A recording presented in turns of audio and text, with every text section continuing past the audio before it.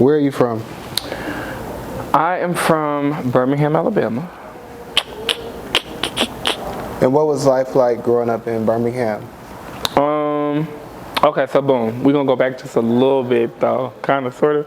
So, I was born in Tennessee. I was raised in Alabama, in Birmingham, Alabama. I'm a military brat. So, Kentucky, Fort Campbell, like, that's where I was, like, born at. I was raised in Birmingham, Alabama with my dad. And the only reason why I say that is because I didn't start experiencing life until I moved to Birmingham, Alabama. Oh, okay. Like, I'm not erasing that part of my life, you know what I'm saying? But I was in Alabama long enough to where that's where I started to grow and learn me, you know what I'm saying? So, yeah, but even in both places, it wasn't really, really bad. It was just kind of like the growing pains of my parents, more so the men in my life, like my stepdad with my mom in Tennessee, and then like my dad in Alabama. Like, I think those are probably like the only really rough moments I had in life. Aside from that, like everything was like cool. Do you come from a musical or like artistic family? Yes. My mom's brother was a b-boy. My mom is a writer. So she writes, she sings, she also does pottery, like she does ceramics and she paints and stuff. Oh, wow. And she dances. My dad can hold a tune. He wasn't really like artsy. He was book smart. My dad was like really, really book smart and heavy into sports, but like he wasn't like artsy. And what was your first experience with art? Like, who introduced you? When did you get introduced? Church, because I'm also a pastor's kid. I'm a PK. So I was introduced to like art for real in church because I was in a choir. And I also worked the sound department. I just was fascinated with that big board that was back there, and I just wanted to know what it did because it controlled everything in the church. So they slowly started teaching me how to work like a soundboard and stuff like that. And I was on the dance team, like I was on the praise team, like as far as like miming, and I was on the step team. I was the captain of the step team, and it kind of like bled over into my high school life too. Like, so in high school, I was in JRTC because I wanted to be on drill team because it was close to the step team. I was in choir, like I started doing like all that stuff during high school too. Okay. And so at what point did you decide that you wanted to make music professionally?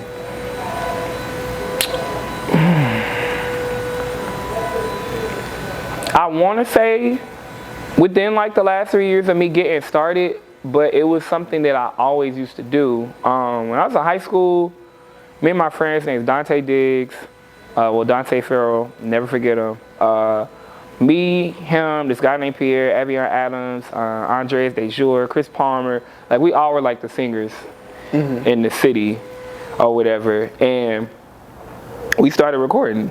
My first record was this record I did, and it had a Can You Stand the Rain sample to it. I'll never forget it. It was on MySpace. I went by Lyric at that time. That was the first name I ever had, like as an artist. But that's the name that I had went by, and that was the first record that I ever recorded. And I liked it then, but it was just like, oh, we doing something cute. We get to burn it, put it on the CD, and take it to school, and like let everybody hear it. Like it wasn't anything major. But I think the more I moved over into working with artists, like especially when I got to Atlanta, I would sit in like their studio sessions, and I'd be like, I think he wants you to sing it like this because they wasn't grabbing it, or I'd be like, or switch the word. You know what I'm saying? Like switch the word real quick and like do it like this, whatever the case might be, and it just started to happen a little bit more, and I started to be in those spaces a little bit more. And Keljean, she's one of the artists that I work with. She was just like, I don't understand why you don't do music. I'm just like, girl, I don't want to do music. Like, I want to dance. Like, I want to dance. I want to make y'all look good. Like, that's what I want to do. But she kept pushing me, and she kept pushing me, and she tricked me into doing the record with her, and I did it. I did the record. And literally after we did that record together, that's when everything like started.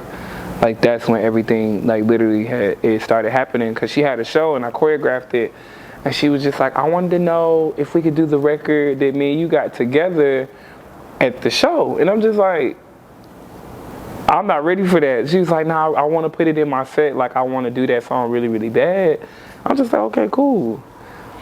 We did it. We did an acoustic version, and that's where I met my manager. I met my manager there. Like, everything literally fell in place like from that moment on. So how do you feel your peers received your first song? Like, what was their perception? Hot and cold. Hot and cold, you think? It's hot and cold. It was like 50% was with it and 50% weren't, but everybody has their own reasons. I feel like a lesson that I've been learning is people want to see you win just as long as you're not winning as much as them. And people want you to do things and be there and be a part just as long as it's for them and nobody else. So I feel like I lost a lot of people that I consider good friends in that moment. I lost a lot of people because I started doing it for myself and I wasn't doing it for them anymore. So that first record was very bittersweet. Like, it's very, very, very bittersweet. Because like I said, that was that moment of realization that I was about to start losing people. Like, they started disappearing. The conversation stopped, the support stopped, them hit me up to even work with them, like, stopped. It just, And then you had the flip side, everybody's like, oh my gosh, I'm so glad that you're doing music now. Like, I'm so excited for you. And I can't wait to see what happens. Like, I support you, I stand, like, da-da-da-da-da. It's just like, it was like bittersweet. It was like a 50-50 with me. Yeah. Has music caused conflicts in your personal life in general? Yeah. Yeah. How so? From a friend aspect, it can just be tedious because you normally end up in spaces with people that are similar to you. So let's say you're a photographer, you're a videographer, this is what you do. You like to be around like-minded people. So a lot of the people around you are going to be photographers, videographers, cinematographers. Like, you're going to have people that are in cinematography. And once you start to elevate, you going to have the ones that's really there to support you, and then you're going to have the ones that's just going to be like, nah, I'm not with it. And they might not tell you, but it's a fact. I've had records that I wrote, and I told my friends I wanted to write for them, and they're just like, nah, or, you know what I'm saying, like, maybe on later, or they'll put me on the back burner and be like, yeah, we can do it. Like, I'll get with you, like, when I'm ready. And I've been working with these people for years. Never happened.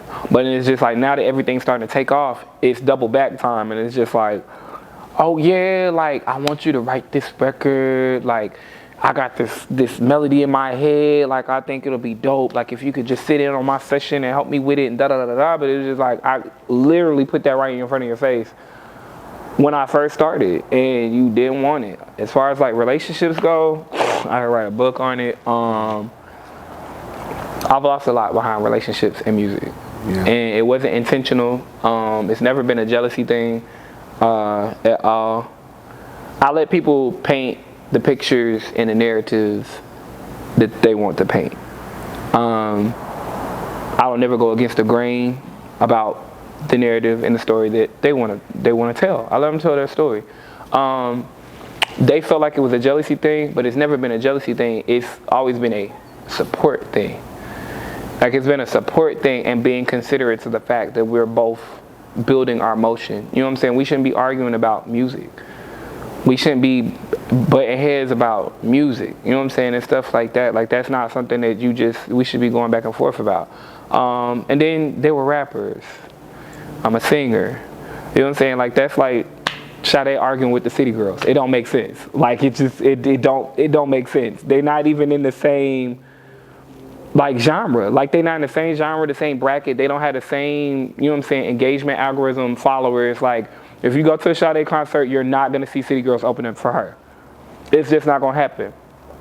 Like that's not a thing. So me, after I realized like what's what, I just let it be what it was gonna be. And because I have a bad habit, being that I do so much, I engulf myself in my partner.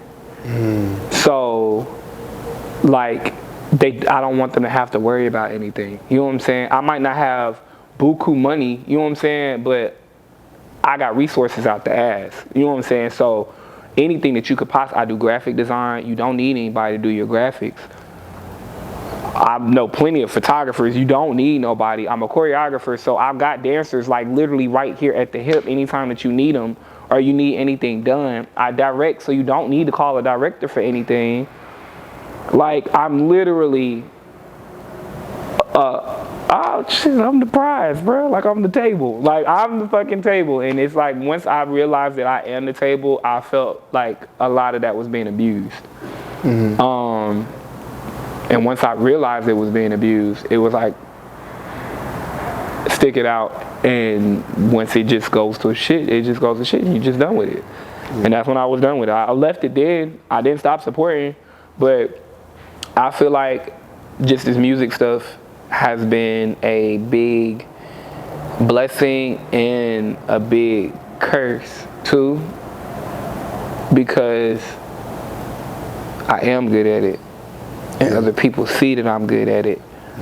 So I don't know if you hit me up because you really do want to be my friend, or if you do want to, you know what I'm saying, like get to know me or something like that, or you doing this just to get what you can get out of the situation. Right. So I'm very on the fence about people and the people that I have around now, because, you know what I'm saying, like I don't know why you here. Like, right. I don't know what you're here for. I don't know if it's genuine. I don't know if it's fake. How does your family feel about your music career? I don't know. I don't know. They haven't come to any shows or expressed their congratulations? My mom and my sister. My older sister on my dad's side, she probably the heaviest one.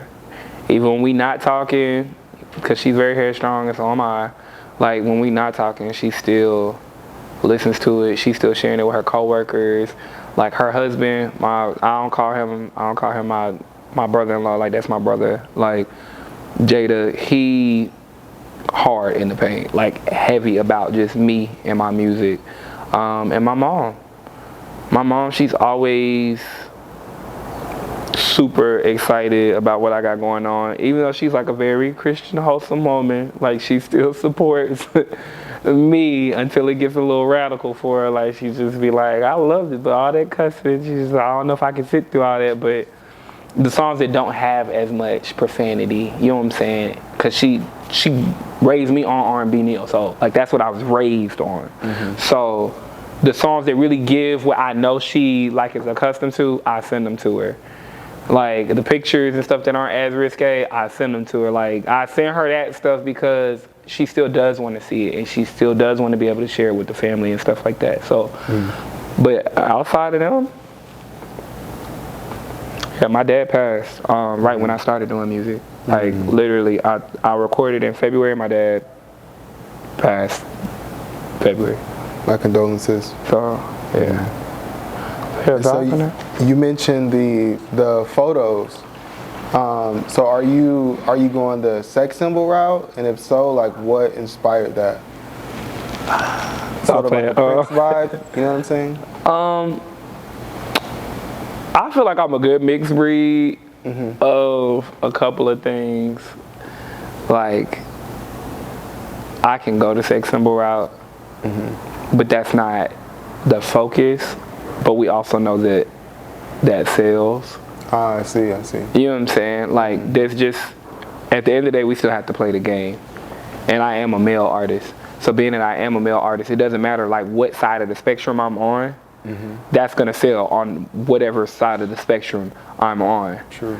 So it's just like one of those things where I'll give it when I need to give it. I'm just not OD with it. Like a lot of people, that's all you see, that's all you know. I don't want that to be the focus. Like I even told my team, I'm just like, this year, I want to get heavier into looks.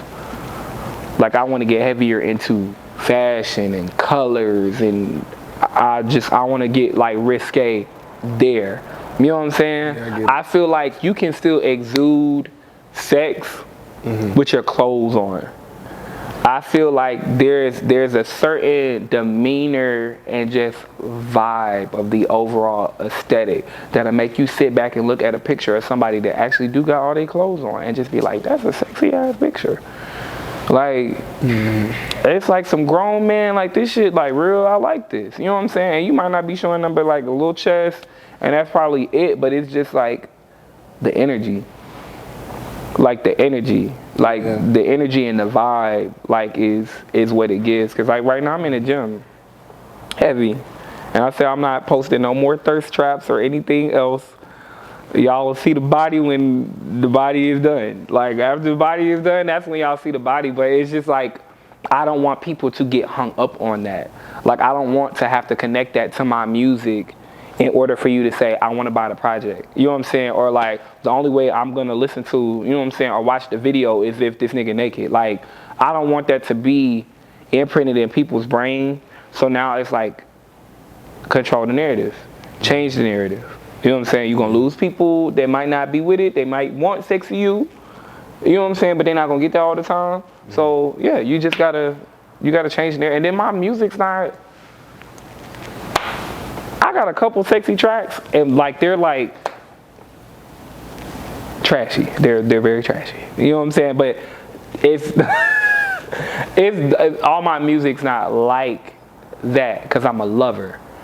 So I like, and then being that I'm a lover and I'm a dancer, like I like upbeat stuff, and then I like songs that actually have some feeling behind it. Because once again, I came up on R&B. Now, even though the era that I came up in was very sexual, because it was like H-Town, As Yet, Jagged Edge, 112, like the earlier forms of these people, Tony Braxton, R. Kelly, like LSG, Keith Sweat. That's the era of music that I was in as far as like the males that were the representation for us. Those are them niggas they talked about sex like all the time. That's what they talked about. But I just don't want that to be all we know for R&B.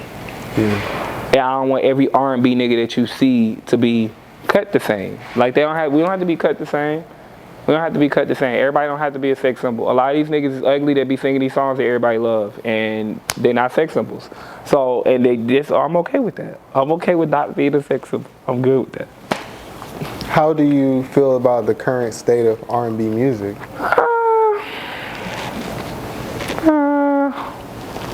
It's cool. I'll say this. I feel like the indie R&B scene has better music as far as the state of R&B than the mainstream R&B artists. And why do you say that? Like, because the mainstream R&B artists are worried about streams, they're worried about TikToks, they're worried about algorithms, they're worried about what the general, like just in your face, I'm scrolling public likes, opposed to the actual fans, the actual people that do come to the shows for the deep cuts and the other songs in the tracks that are on these projects.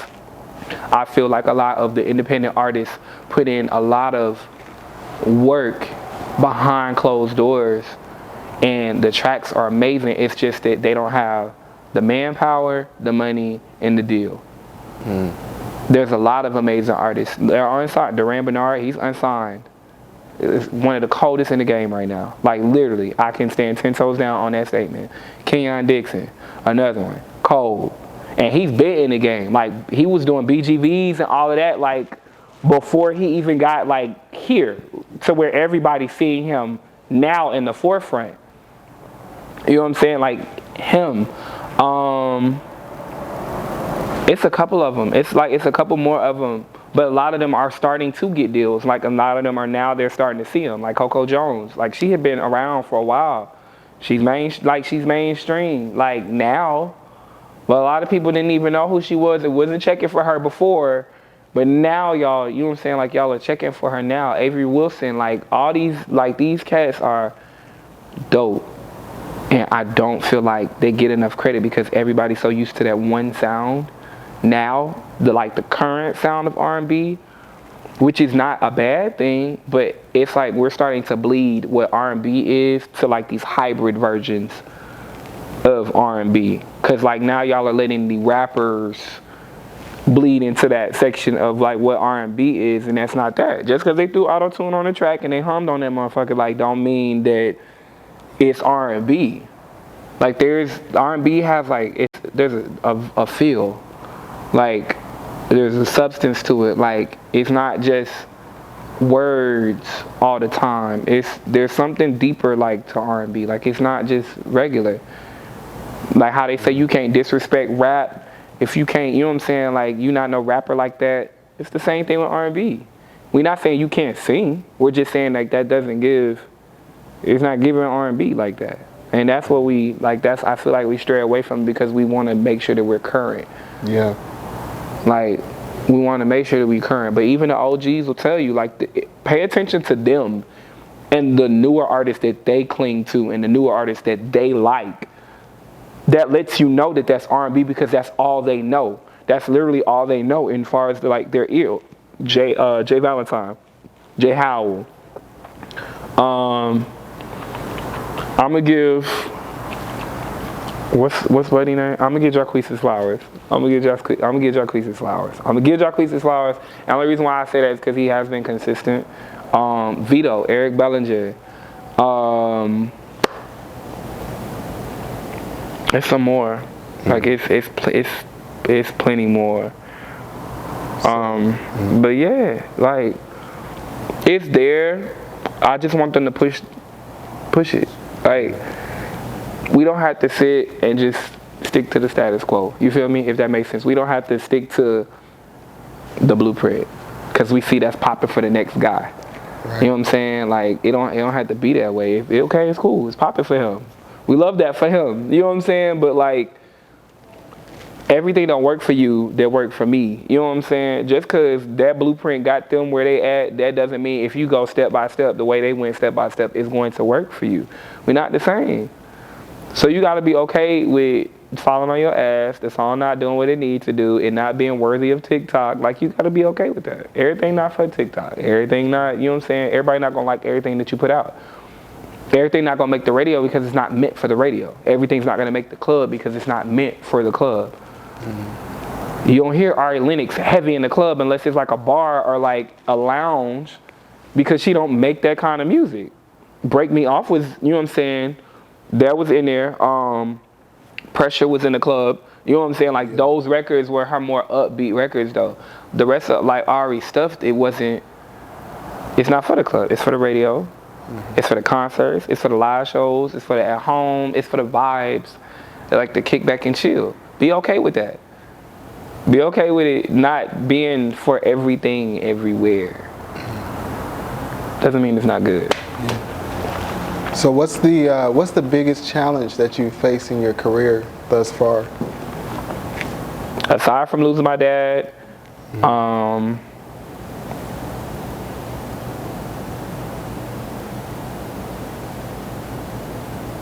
I think this last year was just really hard for me. Mm-hmm. Artistically? Nah. Just mentally, spiritually, physically. Like I started giving up like this past year because I just had got out of a relationship right at the end of the year, like December the 30th, 29th, 30th, like around there, like literally right before New Year's. And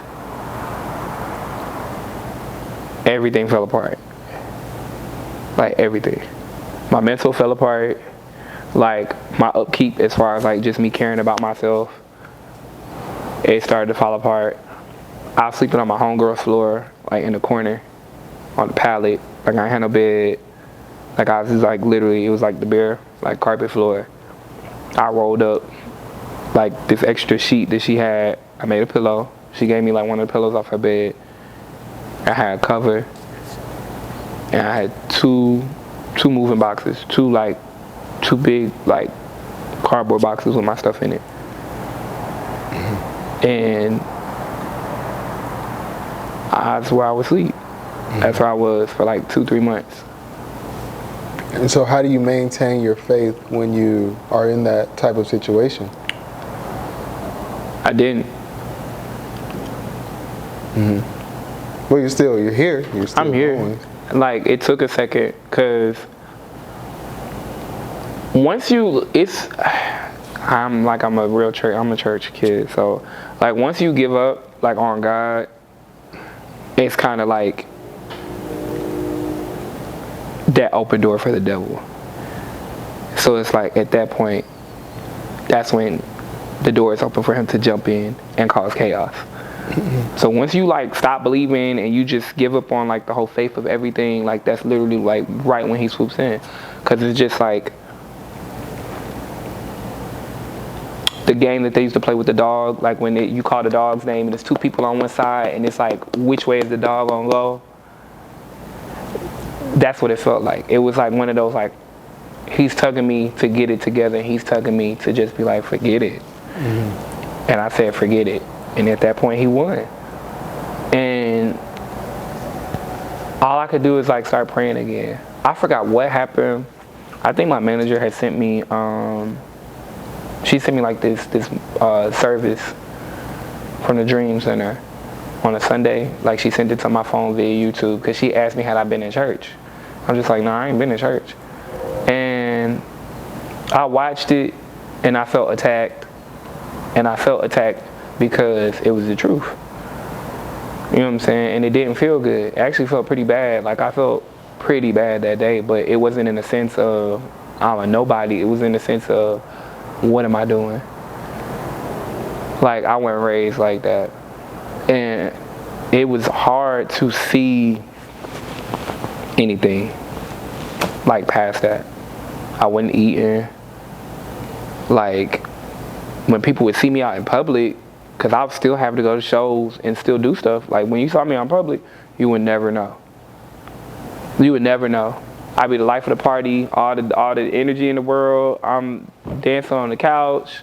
I'm enjoying everybody. And I go home.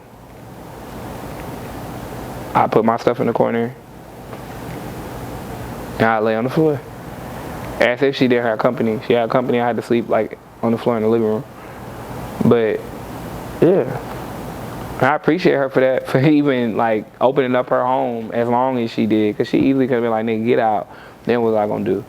But faith is something hard to hold on to when you don't see like what's on the other end. And I feel like just for anybody, whether, I don't care what it is that you do, as far as faith goes, you have to believe it while you can't see it.